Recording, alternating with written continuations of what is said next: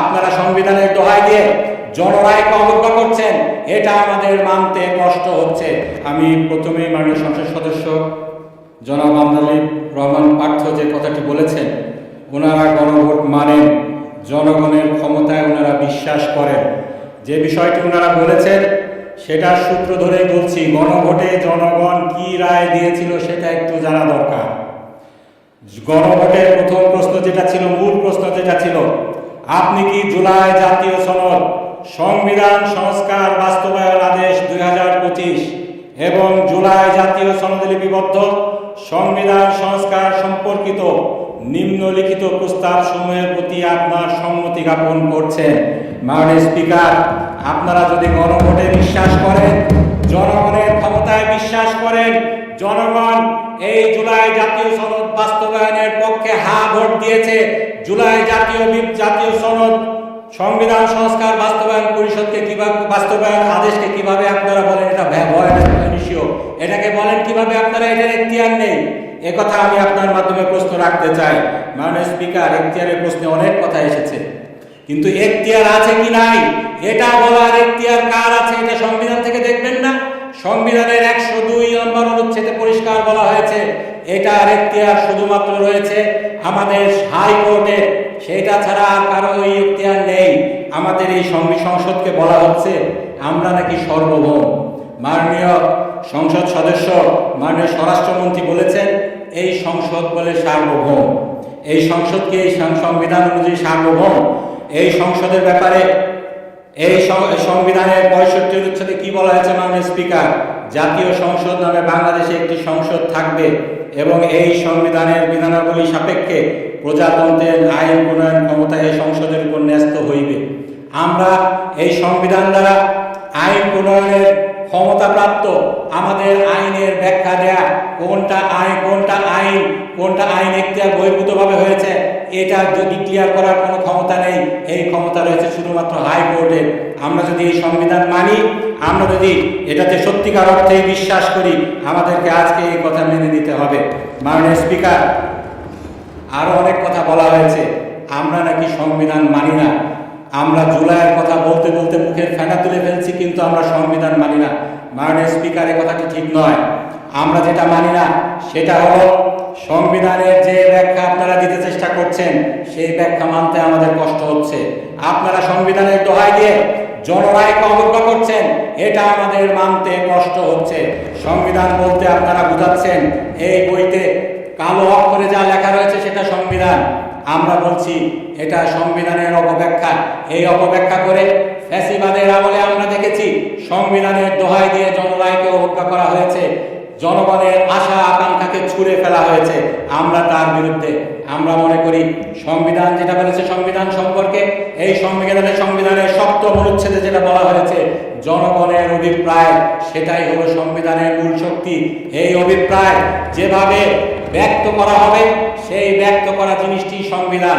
জনগণের রায় মাননীয় স্পিকার কিভাবে ব্যক্ত হয়?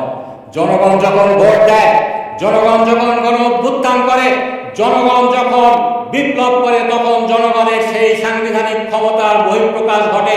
সেটাকে যদি আপনারা অবজ্ঞা করেন তাহলে প্রকারান্তরে আপনারা সংবিধানকেই অবজ্ঞা করছেন। এটাই আমরা বলতে চেয়েছি। জনগণ গণভোটে 70% ভোট দিয়েছে, তারা এই জুলাই জাতীয় সনদ বাস্তবায়ন আদেশকে মেনে নিয়েছে।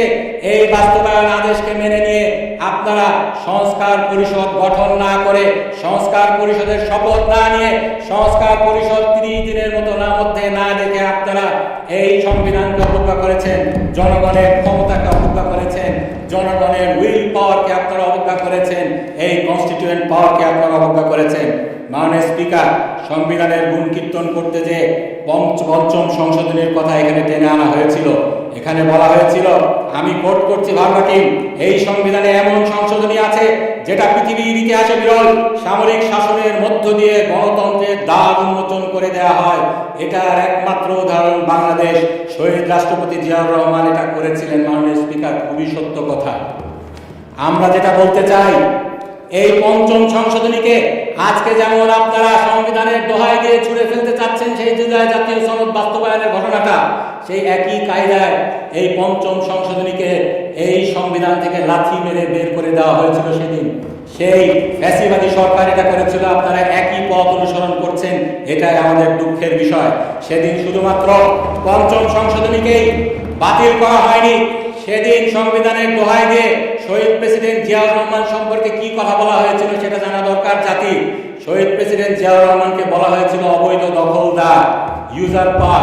আমি কোট করছি মাননীয় স্পিকার, সেই জাজমেন্টে কি বলা হয়েছিল? The high court division having found Khondaker Mushtaq Ahmed, justice SM. Shahin and general Ziaur Rahman as usurpers. এটার মানে হলো হাইকোর্ট পেয়েছে, যেটা তারা সাব্যস্ত করেছে, খন্দকার মুশতাক আহমেদ, জাস্টিস এস.এম. শাহীন এবং জেনারেল জিয়াউর রহমান হলো অবৈধ দখলদার। সংবিধানের আজকে আপনারা যেরকম দোহাই দিচ্ছেন, সংবিধানের এই লিটারাল মিনিংকে, এই সংকীর্ণ মিনিংকে আপনারা উপরে তুলে ধরছেন, এটাকে যদি মেনে নিতে হয়, পঞ্চম সংশোধনী বাতিল রায়ের মাধ্যমে জিয়াউর রহমান অবৈধ ক্ষমতার দখলদার হন। আপনারাই এখন বিচার করুন, আপনারা কি সংবিধানের দোহাই যেভাবে দিচ্ছেন এটা মেনে শহীদ জিয়াউর রহমানকে আপনারা ক্ষমতার অবৈধ দখলদার হিসাবে স্বীকার করে নেবেন কিনা? মাননীয় স্পিকার, এই সংবিধানের দোহাই দিয়ে 13 সংশোধনী কেয়ারটেকার গভর্নমেন্টকে বাতিল করা হয়েছিল। বাইরে মাননীয় স্পিকার, এই কেয়ারটেকার গভর্নমেন্টকে আপনারা সেদিন পঞ্চম সংসদে মেনে নিতে চাননি, আপনি সেই পার্লামেন্টের অংশ ছিলেন। আপনি জানেন সেদিনও এরকম আজকে জুলাই গণরায়কে নিয়ে যেভাবে ঠাট্টা বিদ্রুপ করা হচ্ছে, বলা হচ্ছে জাতির সাথে প্রতারণা, আভ্যন্তরীণ প্রতারণার দলিল, সেদিনও বলা হয়েছিল কেয়ারটেকার গভর্নমেন্ট নিরপেক্ষ হতে পারে শুধুমাত্র পাগল আর শিশু। কিন্তু পরবর্তীতে যখন জনগণ রাস্তায় নেমেছিল, আপনারা কেয়ারটেকার গভর্নমেন্ট মেনে নিতে বাধ্য হয়েছিলেন। সেই কেয়ারটেকার গভর্নমেন্টকে সংবিধানের দোহাই দিয়ে এই স্বৈরাচারকে, এই ফ্যাসিবাদকে এই দেশে প্রতিষ্ঠা করার জন্য সেই কেয়ারটেকার গভর্নমেন্ট সিস্টেমকে বাতিল করা হয়েছিল। মাননীয় স্পিকার, সেই 13 সংশোধনীর রায়ের মামলায় আমরা দেখেছি, সেখানে রায় যেটা বলা হয়েছে, জনগণের হাতে ক্ষমতা রয়েছে, তারা যখন যেভাবে চায় সেভাবে তাদের কনস্টিটিউয়েন্ট পাওয়ারকে তারা ইউজ করতে পারে। মাননীয় স্পিকার, আমাদের সম্মানিত আইনমন্ত্রী মাননীয় সংসদ সদস্য সেদিন আরও বলেছিলেন, আমাদের 24-এর গণঅভ্যুত্থানের জুলাই সনদকে আমরা বড়জোর তুলনা করতে পারি 90 দশকের গণঅভ্যুত্থানের 3 জোটের রূপরেখার সাথে। মাননীয় স্পিকার, উনি এটা সত্যি কথাই বলেছেন। এই যে জুলাই সনদ হয়েছে, এই সনদটি পলিটিক্যাল যে পার্টিগুলো রয়েছে, রাজনৈতিক দলগুলো রয়েছে, তাদের একটি ঐক্যমত, এই 3 জোটের রূপরেখা যেরকমভাবে হয়েছিল এটাও সেভাবে হয়েছে।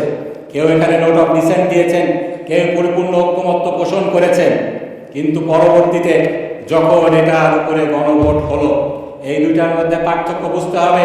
এই দুইটার কনস্টিটিউয়েন্ট যেই পাওয়ারটা রয়েছে, এই দুইটার মধ্যে যে আইনগত পার্থক্য রয়েছে এটা বুঝতে হবে। পলিটিক্যাল পার্টিগুলা যে কনসেনসাস তৈরি হয় সেটার আইনগত কোনো বাধ্যবাধকতা নেই, কিন্তু যে বিষয়ে জনগণ তাদের মতামত প্রকাশ করে, কনস্টিটিউয়েন্ট পাওয়ার প্রয়োগ করে মতামত প্রকাশ করে, সেটার একটি আইনি ভিত্তি হয়। সুতরাং এই গণভোটকে অস্বীকার করার কোনো উপায় নেই। এই গণভোটের রায়কে আমাদেরকে বাস্তবায়ন করতে হবে। মাননীয় স্পিকার, এখানে অনেক কথা বলা হয়েছে, সব কিছু জবাব দেওয়া যাবে না। এখানে বলা হয়েছে প্রেসিডেন্ট অনেক কিছু পারেন না, তাকে পারানো হয়। মাননীয় স্পিকার, আমাদের মাননীয় স্বরাষ্ট্রমন্ত্রী এটা প্রেসিডেন্টকে জিজ্ঞেস করতে পারেন কি পারেন না সেটি আরেকটি প্রশ্ন, কিন্তু যে প্রেসিডেন্ট ফ্যাসিবাদকে জাস্টিফাই করার জন্য ফ্যাসিবাদের মাধ্যমে নির্বাচিত হয়ে সেই ক্ষমতায় আরোহণ করেছেন, তিনি অনেক কিছুই ফ্যাসিবাদকে অনেক কিছুই তিনি পারেন না, এটা স্বাভাবিক। তিনি যেটা পারতেন স্বাভাবিকভাবে সেটা তিনি করেছেন। দেশনেত্রী বেগম খালেদা জিয়াকে তিনি যখন দুদকে ছিলেন সেদিন তিনি জিয়া অরফানেজ মামলায় দোষী সাব্যস্ত করেছিলেন, কিন্তু তাকে জনগণ বিপ্লবের পরে অনেক কিছু পারিয়েছে, যার সরাসরি সুবিধাভোগী আজকের আমাদের সরকার দলীয় সংসদ সদস্যগণ। সেদিন তাকে কি জিনিস পারিয়েছিল আমি আপনাকে একটু বলতে চাই। 6/8/2024 যেদিন সংসদকে ভেঙে দেওয়া হয়েছিল, রাষ্ট্রপতি ভেঙে দিয়েছিলেন, রাষ্ট্রপতি মোহাম্মদ শাহাবুদ্দিন, সাথে 3 বাহিনীর প্রধান, বিভিন্ন রাজনৈতিক দলের নেতৃবৃন্দ, সুশীল সমাজের প্রতিনিধি এবং বৈষম্য বিরোধী ছাত্র আন্দোলনের নেতৃবৃন্দের সাথে পরামর্শ করে জাতীয় সংসদ ভেঙে দিয়েছিলেন। মাননীয় স্পিকার, আমাকে যদি 1 মিনিট সময় দেন আমি শেষ করে দিব। 1 মিনিট বাড়িয়ে দেওয়া হলো।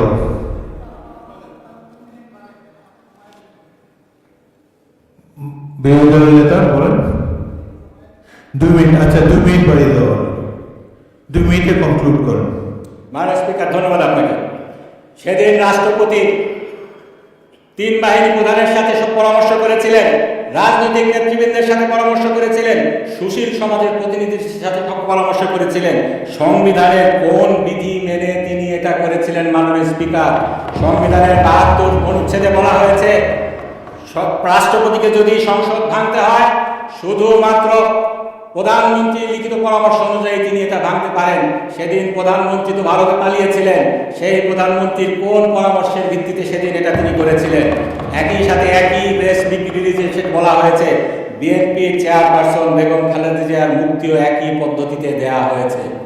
বিএনপির চেয়ারপারসন বেগম খালেদা জিয়াকে এই সংবিধানের 49 ধারা মোতাবেক 49 অনুচ্ছেদ মোতাবেক মুক্তি দেওয়া হয়েছে।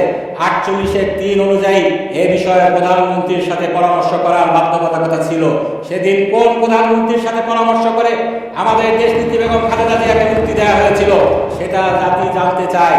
একইভাবে সংবিধানের 48টি ধারা একে একে সেদিন 1.5 বছরে লঙ্ঘন করা হয়েছে, যার প্রত্যক্ষ সুবিধাভোগী আমরা সবাই। এই সংসদের নির্বাচন মাননীয় স্পিকার কিভাবে হয়েছে? 123 অনুযায়ী জাতীয় সংসদের নির্বাচন হওয়া উচিত। সংসদ ভাঙার 90 দিনের মধ্যে সংসদ নির্বাচন হওয়া উচিত। সংসদ ভেঙে দেওয়া হয়েছিল সংবিধানকে লঙ্ঘন করে 26শে আগস্ট 2024 সালে। তারও প্রায় 1.5 বছর পরে নির্বাচন হয়েছে। সংবিধানের কোনো ধারা মোতাবেক সেই নির্বাচন হয়নি।